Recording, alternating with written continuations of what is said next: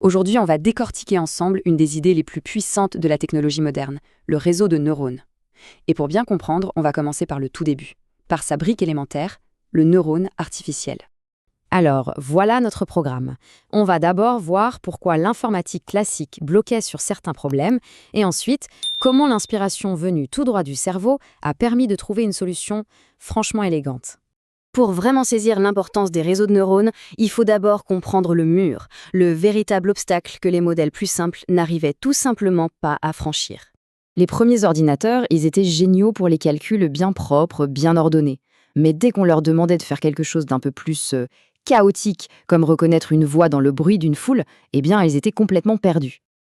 Et voilà, on touche au cœur du problème.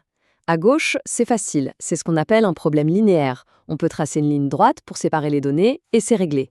Mais à droite, ça, c'est le monde réel, c'est le bazar.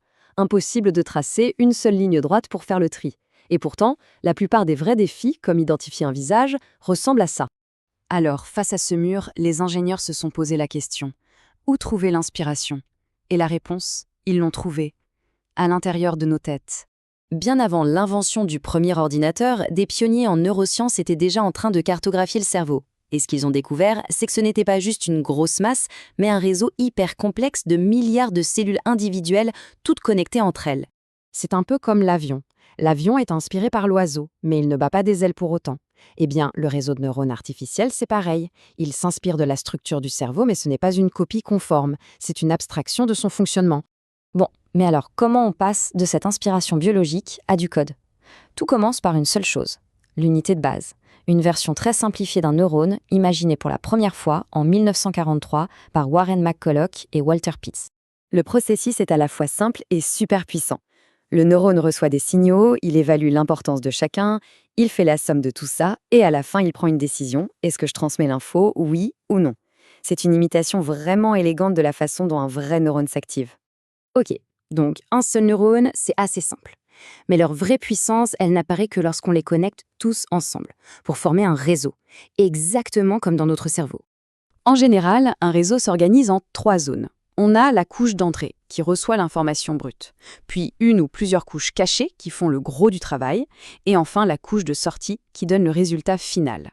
Et c'est justement de là que vient le fameux terme deep learning ou apprentissage profond. C'est tout simple, plus on ajoute de ces couches cachées au milieu, plus le réseau devient profond et plus il est capable d'apprendre des choses complexes. Bon, on a la structure. Mais comment on passe d'un tas de connexions un peu au hasard à un outil qui peut faire des prédictions super précises? Eh bien, il faut qu'il apprenne. Pour bien comprendre, prenons une petite histoire. Un réseau tout neuf, il ne connaît absolument rien. Si on lui montre une photo de poule, sa réponse va être complètement à côté de la plaque. Il va dire frigo ou n'importe quoi d'autre. Alors pour lui apprendre, on utilise une méthode qu'on appelle l'apprentissage supervisé. En gros, on va lui montrer des milliers et des milliers d'exemples et à chaque fois, on lui donnera la bonne réponse. À chaque fois que le réseau se trompe, un mécanisme va calculer à quel point il s'est trompé. Et ça, c'est crucial, parce que cette erreur, on peut la transformer en un chiffre, une valeur concrète sur laquelle on va pouvoir travailler. Ce chiffre, cette valeur d'erreur, il faut l'imaginer un peu comme un score au golf. Le but du jeu pendant l'apprentissage, il est très simple. Il faut que ce score soit le plus bas possible. L'idéal, bien sûr, c'est 0.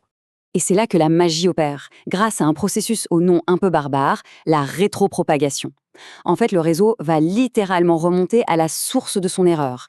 Il va identifier les connexions qui sont les plus responsables de la mauvaise réponse et il va les ajuster, mais juste un tout petit peu. Et on recommence ça des millions de fois, jusqu'à ce que le réseau passe de l'ignorance totale à une véritable expertise. On sait maintenant comment il apprend, mais qu'est-ce qu'il apprend au juste? Que se passe-t-il vraiment à l'intérieur de ces fameuses couches cachées à mesure que l'erreur diminue?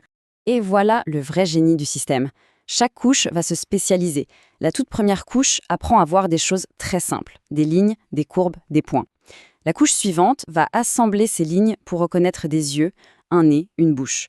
Et la dernière couche, elle va assembler ces parties pour reconnaître un visage entier. Le réseau ne fait pas que mémoriser des photos. Il construit une véritable compréhension abstraite de ce qu'est un visage. Et c'est exactement pour ça qu'il est capable de résoudre ces problèmes non linéaires si complexes dont on parlait au tout début. C'est quand même incroyable, non? On est parti d'un modèle qui ne savait que tracer des lignes droites, pour arriver à un système qui peut apprendre un concept aussi abstrait qu'un visage. Et ça nous laisse forcément avec une question un peu vertigineuse. Si une machine peut apprendre ça, y a-t-il vraiment une limite à ce qu'elle pourra comprendre un jour ?